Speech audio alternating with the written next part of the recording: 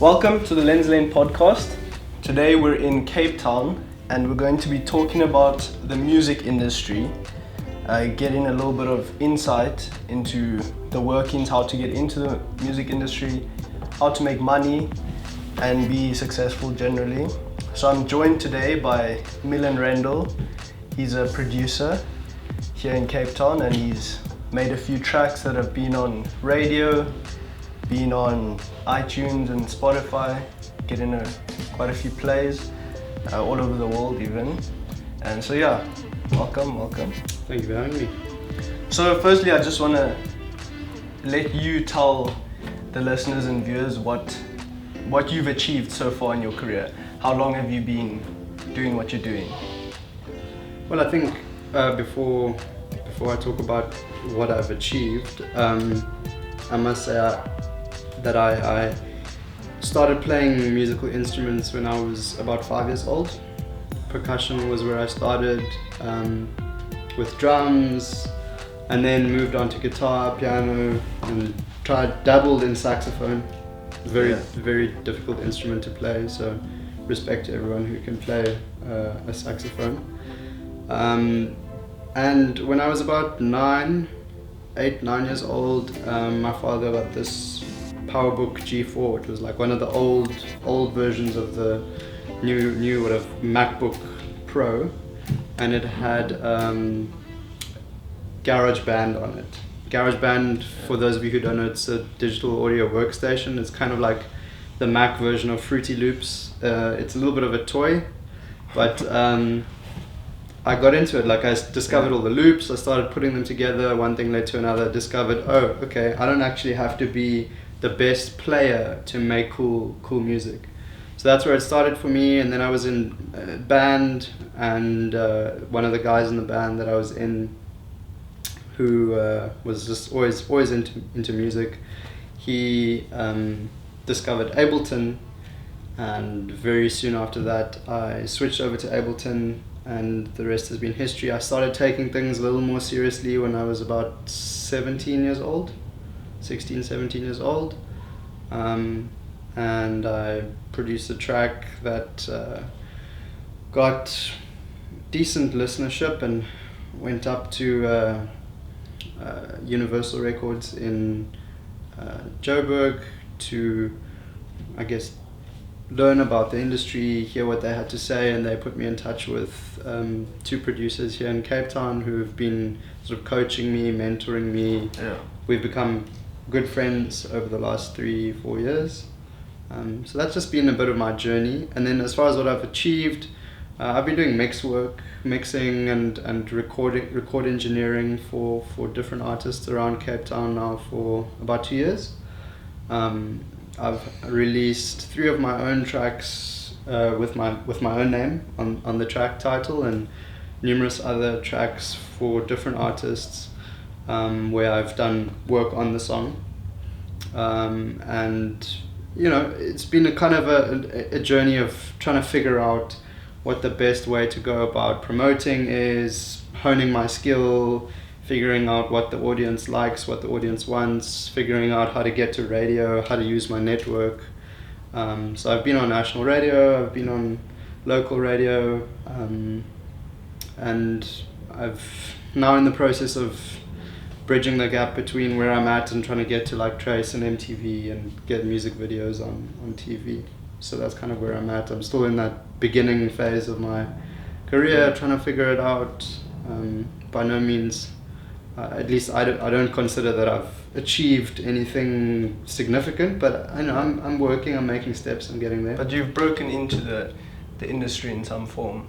In some way, yeah. I think I've caught the attention of a few people around Cape Town and around South Africa, which has been, it's been really cool. It's been really rewarding to have, someone who you look up to say, you know what, kid, you're doing a good job. So, yeah. And one of your most recent releases is a remix. Yes, by Grassy Spark. Put out that song Flow, and then got a message from them one day, and they said, hey, we like what you're doing. We think you're a relatively cool kid. Do you want to do a remix of our song? And I was like, yes. So I did a remix of their song, and it got onto their Flow EP, remix EP, which is pretty cool. So you've been in the industry doing what you're doing for about 4 years now. Yeah. Can you suggest or give advice on how to get that first step, that first break into the industry? Maybe it's being mentored by somebody, or just how can you take that step? If I'm an artist, I make music or I sing or something, yeah, how do I get that first connection to then be exposed to more experiences of the industry? I think fundamentally everything comes down to, is your music of a high quality or not? Do are you, if you're a producer, are you producing music that if it was to be played in and amongst other songs on the radio, would people raise an eyebrow? That's the first question you got to ask yourself. It's like, do you think you're good enough? And if the answer is yes, then great. And if you have some doubts about it, that's okay as well, because the doubts are what push us to get better. But as far as breaking into the industry or trying to get that exposure, I would say there's 3 important things. One is to surround yourself with a group of friends who are maybe in the same industry as you, maybe not, but they're all driven. They're all trying to achieve something big, trying to achieve something great, because people who are driven like that often meet other people who are driven like that and can introduce you. And the music industry it's a networking industry more than it is anything else. So you never know if someone in your network who is really close to you, who you have a lot of respect for and who respects you a lot, meets someone who they think you might benefit from meeting, they can make that introduction. So that would be my first thing, is to surround yourself with a group of people who are also interested in flying. The second thing I would say is never settle for where you're at as far as your skill, as far as your craft. Keep learning. Make sure you set aside half an hour, 15 minutes, an hour, whatever, but a period of time every day where you watch a video, you learn something new, or you work on a new song that you're busy with. You can't take a break. It's not the kind of thing where you can take a break. Weekends, that's the time when you need to be putting in the hours. Night times when your other friends are out drinking or whatever, that's when you need to be putting in the hours. Never get to a point where you're like, you know what, I'm okay with what I'm making. Like, keep thinking about what can you do differently. How can you catch somebody's attention? Keep being excited about learning more about what you can do. And then the third thing, and quite an important thing, is use the internet. It's there. So find people's email addresses and introduce yourself nicely, or find a music blog that you like or a radio station that you listen to. Make sure you know what's playing on that station, or make sure you know what's being said on that blog. Become a fan of the blog. Then send an email to them and be like, you know what, my name is such and such. I make this kind of music. I really love what you're doing on your blog, and I think that my music would be a great fit for your blog. I'm just starting out. I'm this many years old. If you would be interested in listening to my music, here's a SoundCloud link, or here's a Dropbox link. I'd really love your support.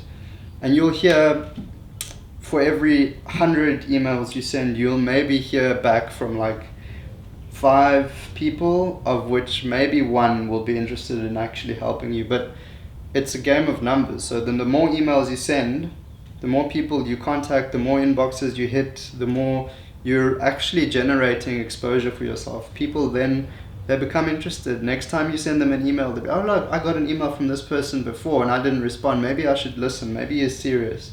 Yeah. And so the more you keep consistently contacting the people that you look up to, or the people that you feel strongly about, that you feel could have a positive influence on your career, the more likely it is that they'll give you the time of day. At least that's, from my experience, that's been the case. Yeah, I think that's valuable. We've heard from the likes of Gary Vee to say you've got to try your best, send out as many emails as possible, and when you get a no, it doesn't mean you should stop. Yeah. So how do you push through that if you really want to get on a radio station or something, and then they say, look, sorry, we're not interested, we don't want to play you, or they just don't reply? How do you find the motivation to keep going, keep working at your craft, try again? I think context is important. So if I'm approaching say KFM or something, and I send them an Amapiano song, I know when I'm sending that song to them, the likelihood of KFM playing Amapiano is next to zero. That's just not their target market. So when I get a no back from them, I need to assess why. There must be a reason. They wouldn't just say no. So that's the first thing. That's the first way I deal with no's. It is difficult. It doesn't get any easier. The second thing is to treat a no as not as a no, but as a yes, but not now. So when I hear no, I go, okay, but that means you've listened, which means you're likely to listen again. Yeah.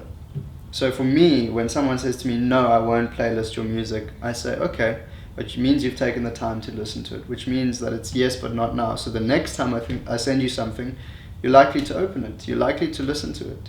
Then my chances are better, infinitely better, because I made the connection. So you're not losing anything by sharing. You hear no, it's not a big deal. Just keep trying. What are some of the strategies you've used to get your music out there in terms of plays on iTunes and Apple Music, Spotify? Apple Music, Spotify. Do you post on SoundCloud? So only for where you get paid for it, right? Yeah. So what are the strategies? Have you used the likes of social media, or how do you go about getting as much of a spread as possible? Well, it's interesting. Some people have like cult followings on social media. Some people are really, they're popular because of who they are, and maybe they go out a lot, or they have a lot of friends, or they're friends with people who have a lot of friends. And those are the kind of people who can use their social media platform to drive streams. I'm a producer, so I spend pretty much all my time either in my bedroom with my monitors making music, or in the studio making music. I don't go out very much, which means that I guess on a social media platform, I'm not the most popular person. Yeah. So I know, as far as a marketing strategy is concerned, targeting social media is important, but I know that that's not where the sort of primary stream market is for me.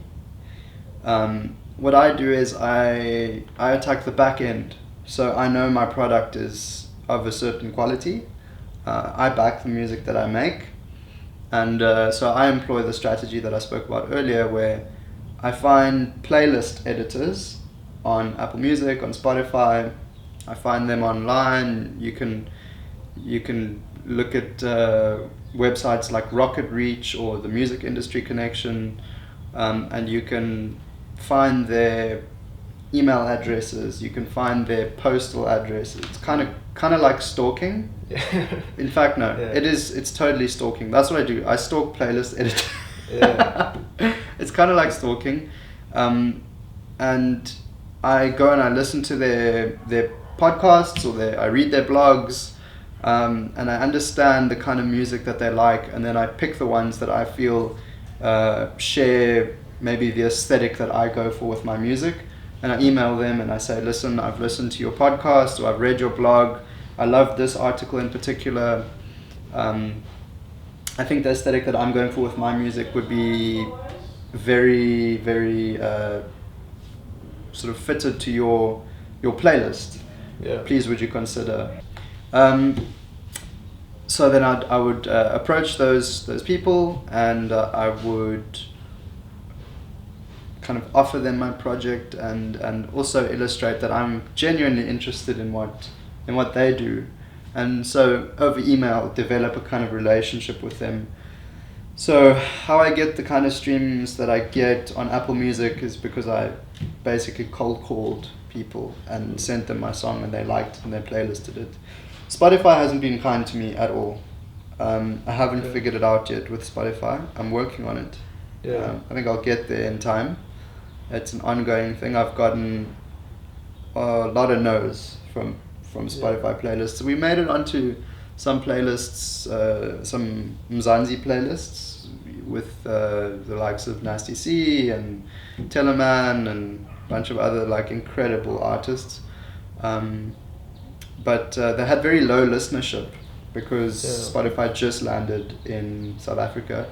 But now through this recent Grassy Spark remix release, I think I might have maybe a warm lead with Spotify that I can then contact them and ask for help with upcoming releases. I'd like to find out how you go about getting artists in terms of singers, because you don't sing yourself. How do you get singers and the singers you'd like to work with to come and work with you? How do you approach them? What do you say to them to get them to join you in studio? Look, I think for me, I've been very lucky to meet other producers who work with really talented singers and be good friends with those producers. So a lot of the singers that I work with are in fact singers that friends of mine had worked with before. Yeah. So it was kind of like a good test of chemistry. That the thing that must be said is, as a producer working with a singer, if you have no chemistry, you won't make good music. That's just it doesn't work like that. Yeah. Especially if you're in the room with them. Maybe you can get away with it if you're like in a different country and it's all happening over email or something. But no, if you're in the room with them, you gotta have good chemistry. So the singers that I work with, all of them were friends of mine. Okay. Every single one. So that was your in to get them into studio with you. Your way to work with them. Yeah, it was also like I didn't ask them. Just I didn't just meet them once and then be like, hey, do you want to like get into studio with me? I was doing recording engineering for friends of mine, and so I was assisting with their sessions that they were doing with these singers, and over time developed a relationship with them, the singers, and then when it came up naturally in conversation that they actually like the music that I'm working on, and I say, I actually like the way you sing, it was a natural fit. So I didn't force it. I didn't try to rush it. One of the singers I'm working with at the moment, I did some engineering for friends of mine who were producing for him earlier this year? Was it earlier this year or end of last year? And we only started working together in the middle of this year, sort of third quarter of this year. Yeah. So I let it. I'm not trying to push people to. So you do it very organically. Yeah, I think it's important to do that. You can't force these things. Well, what do you do if you get asked to do a recording session to record somebody's audio, and they're just not doing a good job? Like, you're being paid to record them and maybe do some engineering on the sound, but they come into studio and they really aren't good at it. What do you do then? I think that's a kind of interesting one to navigate. So at the beginning of each session, I ask the artist, especially if they're paying me to do the session, if I don't know them or if we've never met before, because I have to pay for the software I use, I have to pay bills, so I run I run recording sessions, and people book me. So sometimes I've never met them before. So at the beginning of every session, I ask them, do I have your permission to coach you if I feel like you can perform differently? Now, I always say differently, I never say better, because that immediately implies that they're doing something wrong. So it's a lot about just the psychology of it. It's a lot about navigating how do we keep somebody feeling comfortable so that they can be relaxed in their performance, which is really important, but how do we coach them in such a way that we get the best out of them. So, for example, had a guy come in, book me through a friend that I'd never met before, not the friend, the guy. And he gets into studio, he's doing like this, sort of like a rap project, but it was like a tropical house beat, and then he was singing in the chorus, but he'd never sung before. So I had to, I didn't have to, but I felt that it would, I would be providing value if I suggested techniques for performance, maybe gave him some coaching on his sort of the physical aspect of his performance, how he's standing, how he's delivering, and try to work with him to work around the fact that he's never had any vocal training before. And it's also ironic because I haven't personally had any vocal training, and I've picked up everything I know about vocal coaching from my friends who are producers who have had vocal training, and from the vocalists that they work with who are incredible vocalists who've had lots of vocal training. And then in conversation, I would ask them, why are you doing this? What's this technique about? Whatever. And then I would get to see the results of how they employ different techniques, so that when I'm coaching someone, I am informed, I do know what I'm talking about, even if I can't execute it myself. So you go with an approach of continuously trying to learn from the people around you and asking the right questions, I guess. Yeah, I don't always get it right, obviously. Yeah. Sometimes I ask dumb questions. Sometimes I say things and people get pissed off, and then I've got to apologize and take quiet for a few minutes and then try again. Yeah. But it's an ongoing thing. Yeah, just to keep learning, keep trying to understand this thing a little better. Yeah. So you started producing while you were in school still, right? And now you're at varsity. Yeah. So how do you juggle continuing to try and produce, continuing to master your craft while having to do school or a degree? I think it's quite, the answer to that is quite simple. I keep a very tight circle of friends who all provide me with something slightly different, but the overlap is that we all have a lot of love and respect for each other, and we're all, trying to better ourselves and learn something new and strive for something big in our lives.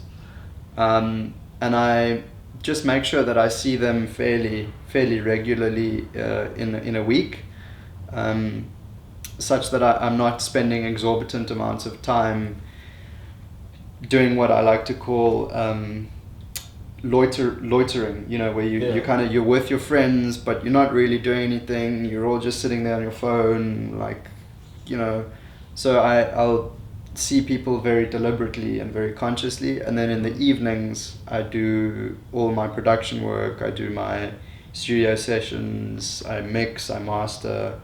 I plan for releases. That's when I'm doing all my emails. That's when I'm organizing for video shoots or whatever it is.